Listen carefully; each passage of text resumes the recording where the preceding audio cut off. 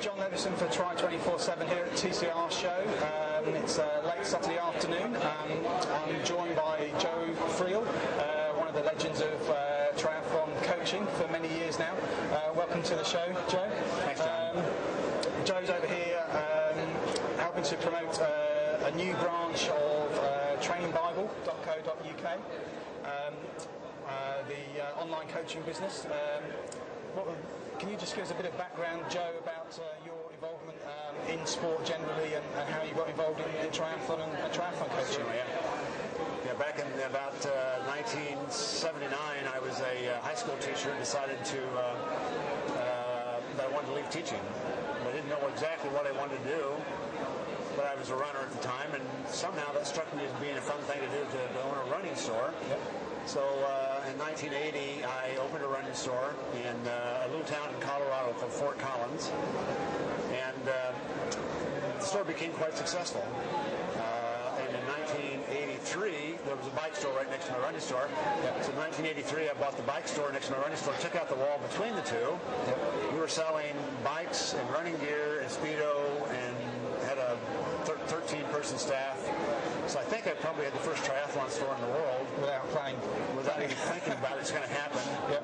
And I was doing triathlon by that time, and so were many of the people that worked for me. Yep. So we were doing lots. We were actually involved in 3 sports: triathlon, road cycling, and running out of that store. And I had people that worked for me in each of the sports. So we kind of evolved into a triathlon store. In the process of doing that, I started coaching people who realized I had a master's degree in exercise science, and they wanted to know how they could prepare for a triathlon or a marathon or whatever. And so they'd come in the store to ask me how to do it, and I would tell them, and while I'm selling a pair of shoes, I would tell them about how to train and write it down for them.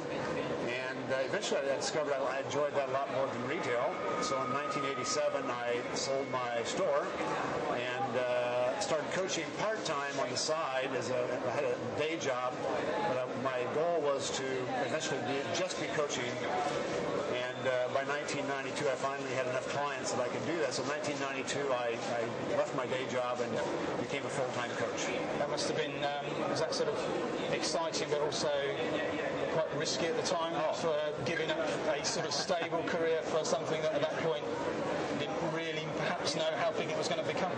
I'm a very fortunate man. My wife has always been very supportive of me and was always willing to try whatever I wanted to do.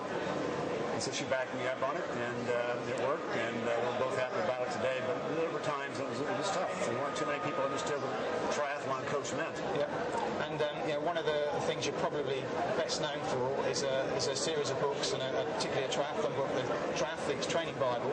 At which point did that come into being, and the thought process behind that, and tell us about how successful that's been over the years.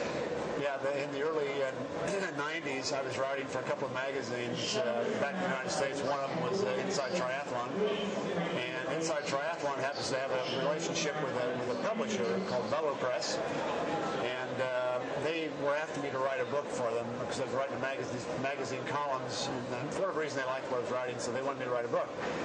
And I kept saying, no, I don't have time. And then in 1994, I got a virus in my heart, and the cardiologist said I shouldn't train until this virus had run its course and all the symptoms were gone. That wound up being 7 months. So for 7 months, I had something like 12 to 15 hours a week of time that wasn't accounted for. No more training. So I decided, okay, I'll write the book.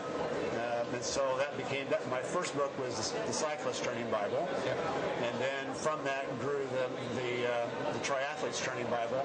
That was 1997, and that book has become the best-selling book on triathlon in the history of the sport.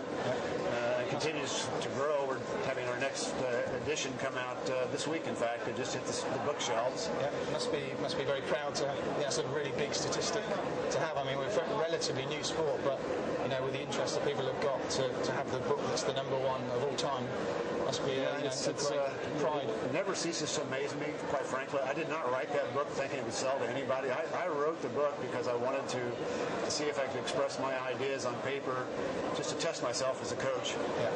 And lo and behold, people people started buying the thing, and this is 12 years later. The book is still selling, and we're doing more editions of it. Yeah. So it just amazes me. And the new edition, you say you've got the new version coming out this week. Yes. Can you give us an update on what's in that for somebody who's bought it, has already perhaps got a previous copy, what they're going to get extra in the new things, or what's sort of changed in those 12 years in terms of knowledge and coaching that's sort of now incorporated into the new issue? Yes, there's been every chapter had something changed or added onto it. The book grew about 20% from the second edition, so it's becoming quite a thick book now, interestingly enough. And it's just the entire gamut of things that's been going on. It's power training, which was when I first wrote the book, I knew a little bit about it. Now I know a lot more about it. I don't know everything about it, but I know a lot more about it. Nutrition, strength training, periodization, concepts of periodization, aging process, concepts for aging populations, female populations, youth populations, novices, really, everything about the book has had something added on to it that's become new in the last several years. Yeah, so there's a lot of new content and a lot of value there for somebody either upgrading or buying it from fresh now. Yes, very much so. Yeah. Just in terms of general advice to people, obviously you've got a book that's very thick. Are there any sort of general sort of key bits of advice that if you were simplifying things for triathletes generally, or key mistakes you see people making? Is there any sort of top 3 tips that you would give people just to stop them making those real errors that you see? Yeah, the number one is really that self-coached triathletes tend to do too much. They tend to push themselves way too hard. They're overly concerned with volume, whereas they should be more concerned with the intensity of their training, not meaning that the workout should be extremely hard. What it means is that the workout should be focused very much on the intensity of the race they're training for. If they're going to run 6:30 pace off the bike, they need to be doing lots of running at 6:30 pace instead of a lot of mileage at a really slow pace. So the focus really ought to be on intensity, not volume. So that's the biggest mistake I see athletes making. And then to compound that, they tend to wind up doing too much volume. They put on workouts that really they don't need to do just so they can get more miles and more numbers. And typically when I start coaching somebody, about 2 weeks into it, I ask them if it's too hard or too easy now, and they always tell me too easy. But they always get better too, and that's the thing that always strikes them as strange, is they're doing less now and getting faster. Yeah, cool. So I guess from the book, going back, these 15, 18 years, from the first one, obviously we've had a bit of an internet revolution and technology since then, and I guess from there, that's what then developed into the Training Bible website and the online coaching. How does that tie into the book, and what does that add to athletes and coaches, and how that works? That really has changed a lot since the book was first written. What happened was when I wrote the book, we were coaching people, myself and a few other people were coaching athletes around the country, and our biggest challenge was communication to the athletes. And so we started looking for a way to do a better job of communicating, and out of that grew a website, which we originally called Training Bible. Today it's called TrainingPeaks.com. And so that grew out of this need to communicate with athletes better. And so now we have coaches all over the world use it, athletes all over the world use it. It's become a really tremendous piece of technology for helping athletes train. And the content that came into that website came out of my books. So the workouts that are in my books became the workouts in there. The methodology, the training plans, really the whole thing grew out of it. So if somebody started with a book, moving on to the Training Peaks and Training Bible, it's going to be a natural fit for somebody. They're going to understand, having read the concepts in the book, what they see on the website. It's just an extension of that, but using some technology. Yes, very much so. It'll be a natural extension, because they'll see things that ring a bell because they saw it in the book also, like an annual training plan. It's the very same. Yeah. So at the moment, you're over here in the UK, and that's, I believe, to start or help with the launch of the Training Bible business and the site in the UK. How's that sort of working out, and what's the plans for that while you're over here? Yes. Yeah, we're just kicking off Training Bible Coaching UK. We did it last year in the United States, so it's been operating there for about a year, just a little over a year. And we have now in the States, we have 32 coaches. We're spread all over the country, and it's taking off and doing quite well. And our goal has always been with that business to take it into other English-speaking countries. So we moved into South Africa actually last summer with a branch down there of Training Bible. And then I was fortunate enough to meet Rob Griffiths last year when I came to visit in the UK, and we began a conversation which resulted in him becoming involved with Training Bible also as the UK licensee. I guess South Africa, I mean, I've been out to South Africa a couple of times. I know they're really, really massively into outdoor and endurance and stuff. That must have been a natural fit, I imagine, because of the interest that South Africans have in, you know, they've got the Comrades Marathon, the Two Oceans, and all the events there. Yeah. That must have, I guess, been very successable there as well. Very much so. The Argus bike race is the biggest in the world, 38,000 people. Yeah.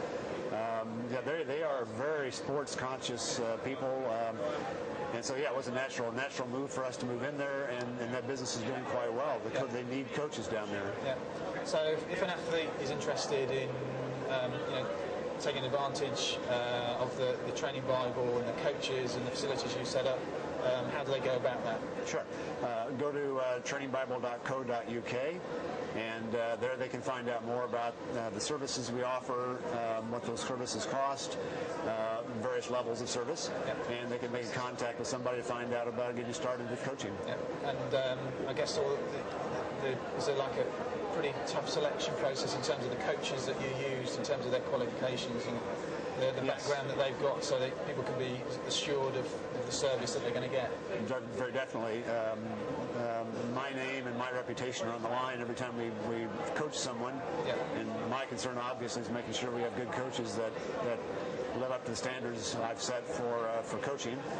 And so they can be assured of getting coaches who are essentially following the Training Bible methodology they find in the book. So they're going to, if they've read the book, they're going to get that kind of coaching. Sure. So that's the book and the website. Let's just talk a little bit about you, just to find out a bit more about yourself. I believe you're still very active yourself, keeping fit on particularly the cycling. Yes. Tell us a bit about that and what you're up to. Yeah, I started doing triathlon in 1982. I'd been a runner before that and did some cycling also, mostly a runner. In 1982, I started doing triathlon, and I continued to run 2 running races and bike races. And then about 3 years ago, one of my knees, after I've been running since junior high school, and I'm 65 years old now, so I've got 50 years of running in my legs, and I had a knee that was beginning to have some difficulty. It was beginning to feel like bone on bone around the edges where the cartilage was getting worn thin. Yeah. And so I decided at that point, after consulting with a medical person, that I think I'll just stop running and just focus on my bike. So now I do bike races, triathlons, road races, and I enjoy it also. It's just, I've done those before, so this is just a natural extension. Well, you're looking pretty healthy and fit on it. So I'm not very fit right now, but thanks anyway. No, you're looking good.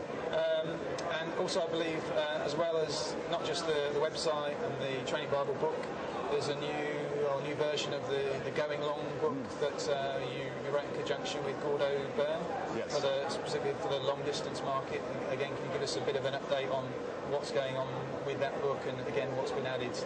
Sure. Yeah, that book has grown quite a bit also.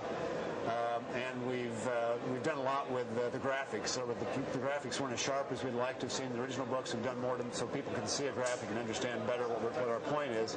So a lot of it's emphasis on graphics. Again, much of the same sort of thing has taken place in the Triathlete's Training Bible. Has taken place in that book also. More emphasis on power, for example, how to train for power for an Ironman, nutrition for an Ironman, the aging athlete and the Ironman. So everything, similar topics, but now it's the focus is on Ironman competition. And sort of do you see the emergence, particularly of, I mean, power seems to be the thing that people talk about the last few years. I guess it's getting more accessible to people, whereas a few years ago you're probably talking in UK terms £2,000-3,000 probably to get a power device. There weren't many available, which was sort of out of reach, whereas now it's more accessible. What do you think that's adding to as a training resource for people to use? Sure. Yeah, I think the biggest challenge athletes have, well, back up one step, there's only three things athletes can modify in their training to improve fitness. One of those is the frequency of their training, how often they train. Another is the duration of their training, how long the workouts are. And the third is the intensity of their training. That's the only three things they can play around with to set up a training schedule. And the first two are easy to measure. Frequency and duration are easy to measure. Yeah. Intensity is hard to measure, especially on a bicycle. Heart rate is a good measure of input, but does not measure output. It doesn't really tell you how you did. It just tells you how you felt, what the effort was that went into what you did. Power tells you what you accomplished, what came out of the efforts you put in. So power meters, actually what power meters have done is they've made heart rate monitors much more valuable, because now we can compare heart rate to power, and it tells us a lot more than what we had before. So our coaches we have a special technique we use. We can do that. Yeah. We can still coach athletes who only have a heart rate monitor. If they have a power meter, we can do even more for them. They can get a lot more out of their training with the power meter. Yeah. So the power meter is changing the way we view the intensity of training on a bicycle. I guess, maybe with adding that power meter, it gives you the extra tools, but maybe that then gives you more requirements perhaps for a coach, because there's more information, and yes, for somebody working and it gets a bit more complicated. It's how do you use that information, how do you add value to it rather than just being a number. Yes. That's where people like you guys and other coaching companies, that's where your value can potentially come in to make the best use of it. Yes, no doubt. Training with power is much more complex than training with heart rate, and there's, quite honestly, we're only tapping the surface right now, the things that can be done with a power meter. Yeah. A lot to be learned, but we know enough right now that we can really help the athlete achieve much more with their training if they have a power meter. Yeah, cool. Well, thank you very much, Joe. It's been an absolute pleasure to speak to you, and I'm sure plenty of our readers out there will be reading the new issues of the Training Bible, going to the trainingbible.co.uk and all the other fantastic facilities that Joe and his coaches are providing. So thank you very much for your time. Thank you, John. Cheers.